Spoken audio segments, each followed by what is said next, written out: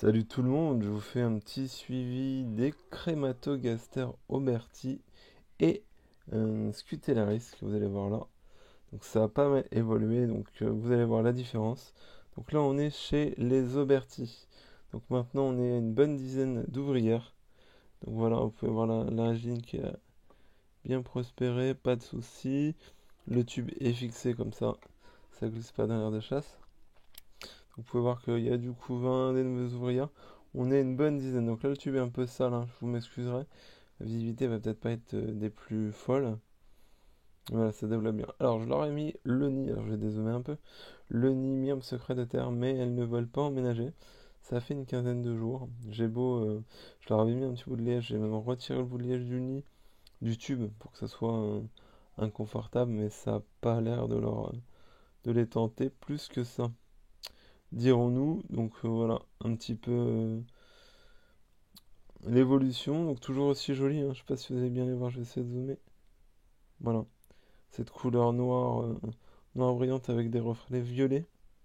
La gine aussi, hein, elle est toujours aussi magnifique. Donc du couvain, ça se développe, c'est de la crémato, hein, donc il n'y a pas de souci particulier. Par contre, il est vrai qu'elle est quand même assez proche de la réserve d'eau. Alors je sais pas si cette espèce aime l'humidité ou pas, on va voir. Par contre, c'est vrai qu'elles ne veulent pas emménager, c'est bizarre. Pourtant, le nid est plutôt propre, je l'avais caché un petit peu. Mais voilà, c'est pas faux. Donc là, pour le moment, elles sont là dans une boîte, pareil, une boîte chocolat bien connue. C'est pas les Ferrero Rocher, pour faire un petit peu de placement de produit. C'est les Célébrations, je sais pas si c'est la même marque. Voilà. Donc voilà, ça le fait aussi. Et on va passer donc aux Crématogaster scutellaris, qui elles sont beaucoup plus nombreuses, puisqu'on est à peu près à une trentaine d'individus. Je sais pas si on va bien les voir, parce que pareil, c'est sale, Crémato, c'est quand même très très sale, puisque ça fait des stocks de nourriture, et du coup ça fait une espèce de pâte qu'ils me mettent partout. Donc ça évolue vraiment bien, vous voyez, là il y a plein d'ouvrières aussi, côté bois, entre le bois et le coton. Et puis là, pas mal de couvains, donc on est bien une trentaine.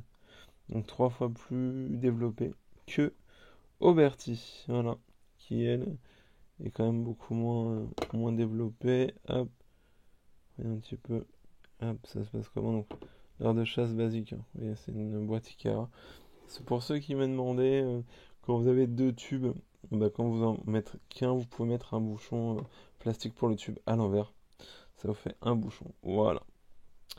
Donc pour le moment, elles sont là. Je vais vous les faire gagner, ça je vous l'ai dit. Mais du coup, je vais voir avant si du coup, au niveau pour le nid en bois, ce que je vais mettre, si je vais mettre toujours Auberti ou si je mettrai une autre espèce. On verra ça.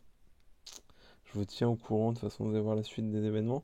Mais clairement, on voit très, très nettement, je vais essayer de mettre les deux côte à côte. Hop, je sais pas si vous allez bien voir comme ça. Et ben on voit clairement que voilà, au niveau évolution, il n'y a pas photo. Les Scutellaris sont les plus vaillantes en termes de développement. Voilà.